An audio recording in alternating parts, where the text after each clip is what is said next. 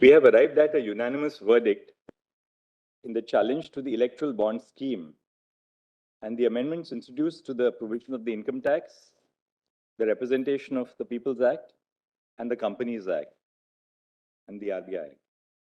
There are two opinions of this court, one authored by myself for Honorable Justice Gawai, Justice Pardiwala, and Justice Manoj Mishra, another authored by Honorable Justice Sanjeev Khanna. Both opinions of this court arrive at the same conclusion, though there is a slight variance in the reasoning which has been adopted. The present batch of petitions raises the following issues. A, whether the non-disclosure of information on voluntary contributions to political parties according to the Electoral Bond Scheme and the amendments to Section 29C of the Representation of People's Act, Section 182(3) of the Companies Act, Section 13(a)(b) of the Income Tax Act are violative of the right to information of citizens guaranteed under Article 19(1)(a) of the Constitution. And B, whether unlimited corporate funding to political parties as envisaged by the amendment to Section 182(1) of the Companies Act violates the principle of free and fair elections in Article 14 of the Constitution.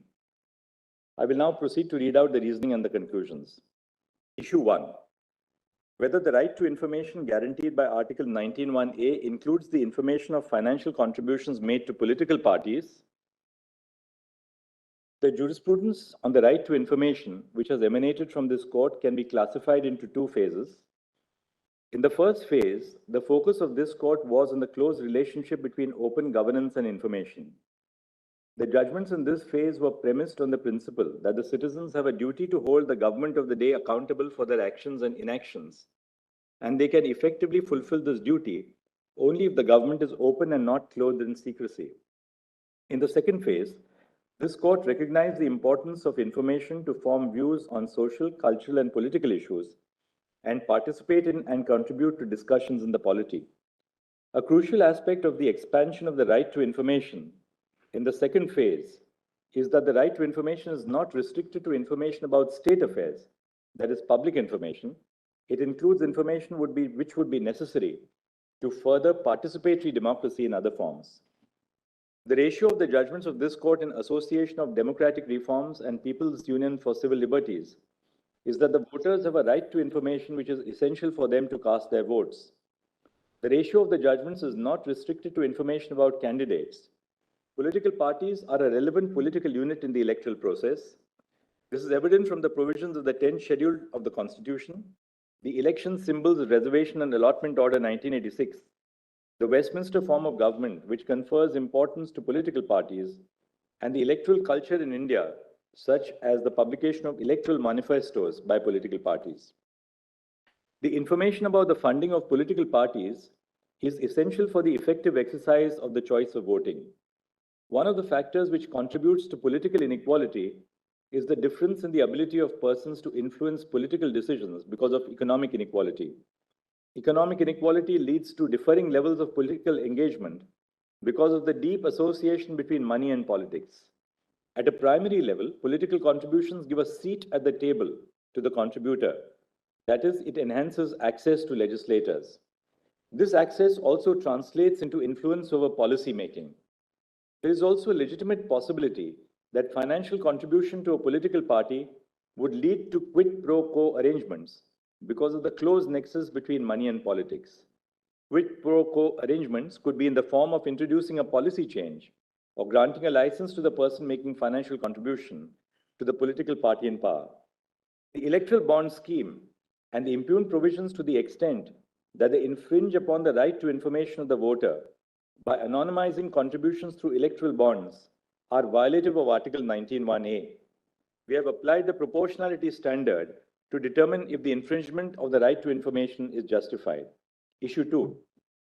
Whether the infringement of the right to information of the voter is justified for the purpose of curbing black money in the electoral process. The right to information under Article 19(1)(a) can only be restricted based on the grounds stipulated in Article 19(2). The purpose of curbing black money is not traceable to any of the grounds in Article 19(2). We have applied the subsequent prongs of the proportionality standard even assuming that curbing black money is a legitimate purpose for restricting the right to information of voters. Immediately preceding the financial year 2016-17, in which the Electoral Bond Scheme was introduced, 81% of the contributions, rupees 580.52 crores, were received by political parties through voluntary contributions. Since the amount of voluntary contributions is not regulated, it allowed the circulation of black money. However, after the introduction of the Electoral Bond Scheme, 47% of the contributions were received through electoral bonds, which is regulated money. The Union of India submitted that providing anonymity to the contributors incentivizes them to contribute through the banking channels. Assuming for the purpose of hypothesis that the Union of India is right on this prong, what it urges is that non-disclosure of information about political expenditure has a rational nexus with the goal, that is curbing black money or unregulated money.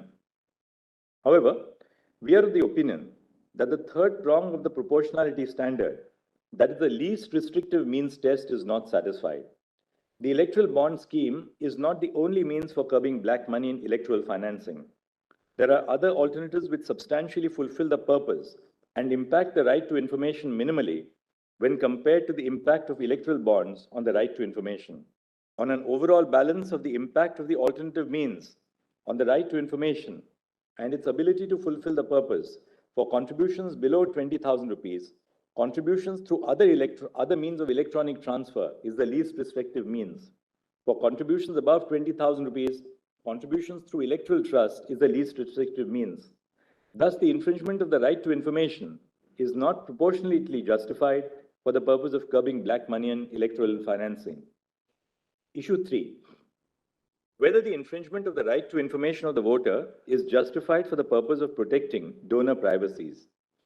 Two issues arise for our consideration. A, whether the fundamental right to informational privacy recognized by this court in Justice K.S. Puttaswamy, 9 judges, includes information about a citizen's political affiliation.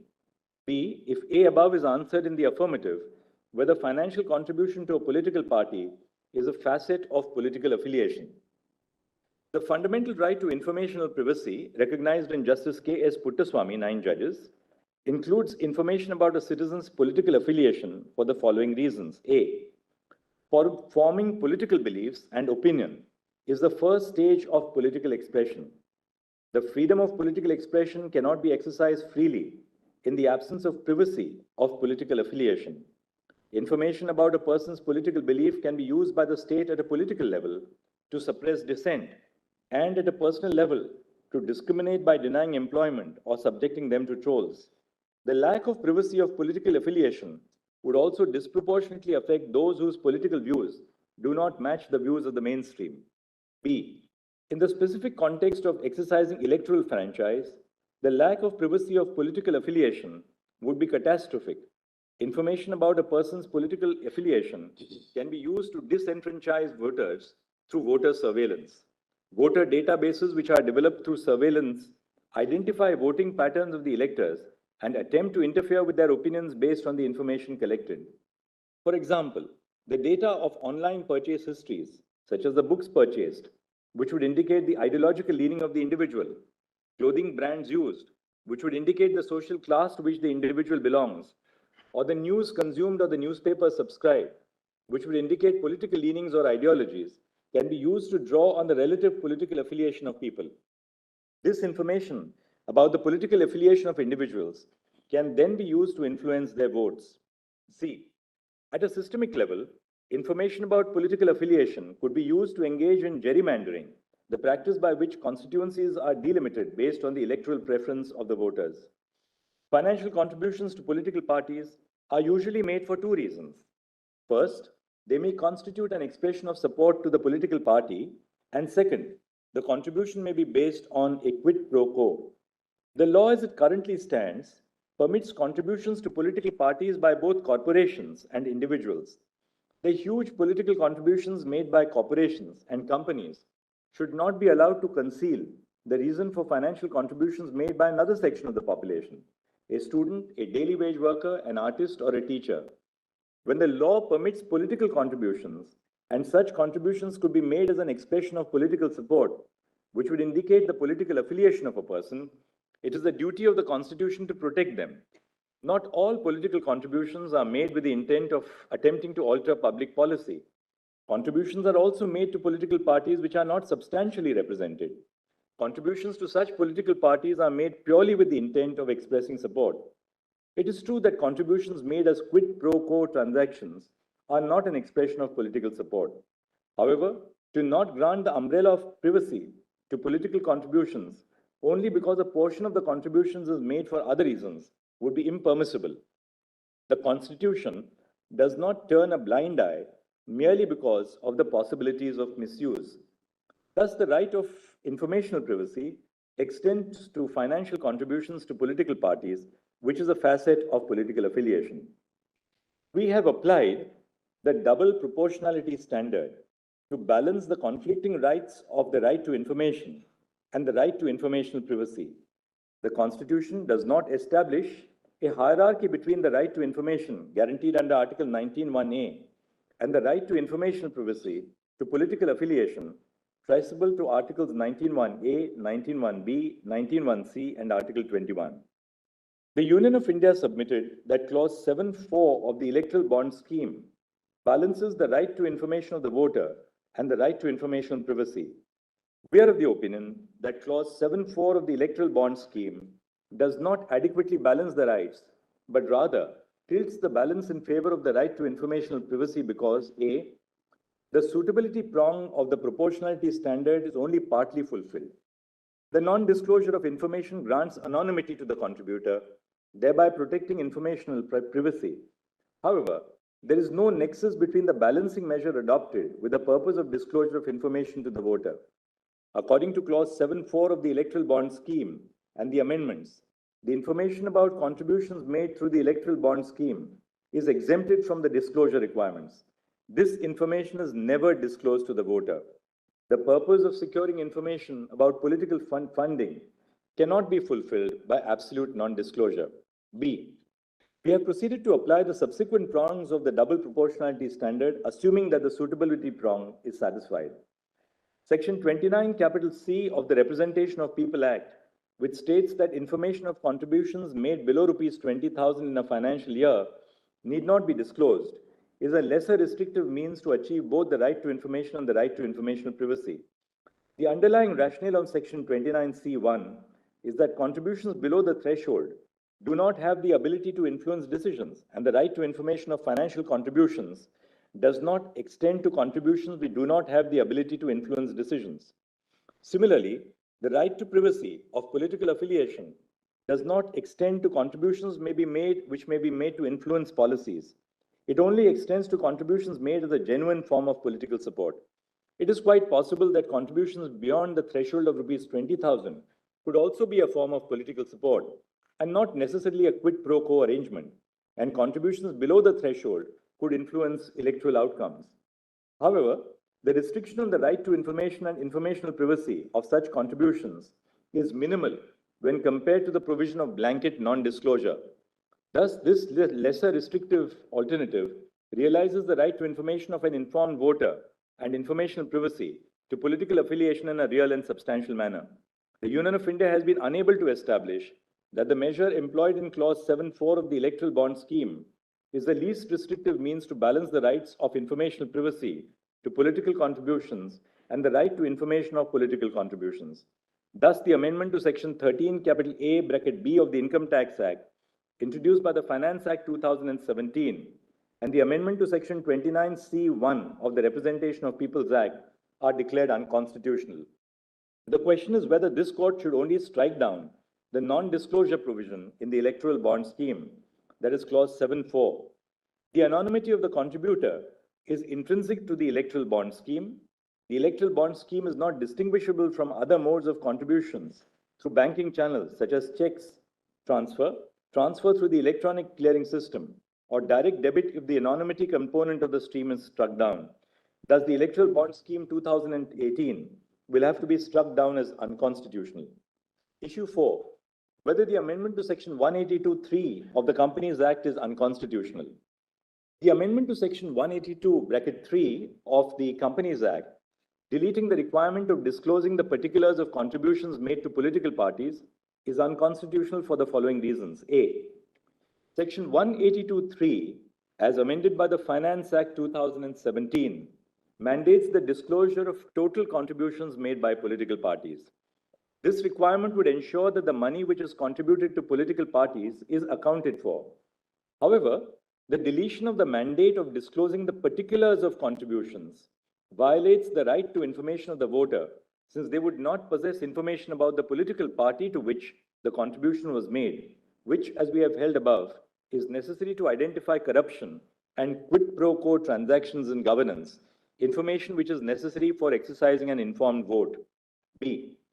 Section 182(3) of the Companies Act and Section 29C of the Representation of People Act, as amended by the Finance Act, must be read together. Section 29C exempts political parties from disclosing information of contributions received through electoral bonds. However, Section 182(3) not only applies to contributions made through electoral bonds, but through all modes of transfers. In terms of the provisions of the Representation of People Act, if a company made contributions to political parties through check or electronic clearing system, the political party has to disclose the details in its report. Thus, the information about contributions by the company would be in the public domain. The only purpose of amending Section 182(3) was to bring the provision in tune with the amendment under the Representation of the People's Act, exempting the contributions through electoral bonds from disclosure requirements. The amendment to Section 182(3) of the Companies Act becomes otiose in terms of our holding that the Electoral Bond Scheme and relevant amendments to the Representation of the People Act and the Income Tax Act mandating non-disclosure of particulars on political contributions through electoral bonds is unconstitutional. Whether unlimited political contributions by companies is unconstitutional. The amendment to Section 182 of the Companies Act, permitting unlimited political contributions to companies, or it should be by companies, is manifestly arbitrary for the following reasons. A. The ability of a company to influence the electoral process through political contributions is much higher when compared to that of an individual. A company has a much graver influence on the political process, both in terms of the quantum of money contributed to political parties and the purpose of making such contributions. Contributions made by individuals have a degree of support or affiliation to a political association. However, contributions made by companies are purely business transactions, made with the intent of securing benefits in return. The amendment to Section 182 is manifestly arbitrary for treating political contributions by companies and individuals alike. B. Companies before the amendment to Section 182 could only contribute a certain percentage of the net aggregate profits. The provision classified between loss-making companies and profit-making companies for the purpose of political contributions, and for good reason. The underlying principle of this distinction was that it is more plausible that loss-making companies will contribute to political parties with a quid pro quo and not for the purpose of income tax benefits. The provision, as amended by the Finance Act 2017, does not recognize that the harm of contributions by loss-making companies in the form of quid pro quo is much higher. Thus, the amendment to Section 182 is manifestly arbitrary for not making a distinction between profit-making and loss-making companies for the purposes of political contributions. C. The purpose of Section 182 is to curb corruption and electoral financing. For instance, the purpose of banning a government company from contributing is to prevent such companies from entering the political fray by making contributions to political parties. The amendment to Section 182, by permitting unlimited corporate contributions, authorizes unrestrained influence of companies in the electoral process. This is violative of the principle of free and fair elections and political equality captured in the value of one person, one vote. The following are our conclusions. A. The Electoral Bond Scheme, the proviso to Section 29C(1) of the Representation of the People Act 1951, as amended by Section 137 of the Finance Act 2017, Section 182(3) of the Companies Act, as amended by Section 154 of the Finance Act 2017, and Section 13 capital A(b), as amended by Section 11 of the Finance Act 2017, are violative of Article 19(1)(a) and unconstitutional. And B, The deletion of the proviso to Section 182(1) of the Companies Act, permitting unlimited corporate contributions to political parties, is arbitrary and violative of Article 14. We consequently issue the following directions. A. The issuing bank shall herewith stop the issuance of electoral bonds. B. State Bank of India shall submit details of the electoral bonds purchased since the interim order of this court dated 12 April 2019 till date to the Election Commission of India. The details shall include the date of purchase of each electoral bond, the name of the purchaser of the bond, and the denomination of the electoral bond purchased. C. State Bank of India shall submit the details of political parties which have received contributions through electoral bonds since the interim order of this court dated 12 April 2019 till date to the Election Commission of India.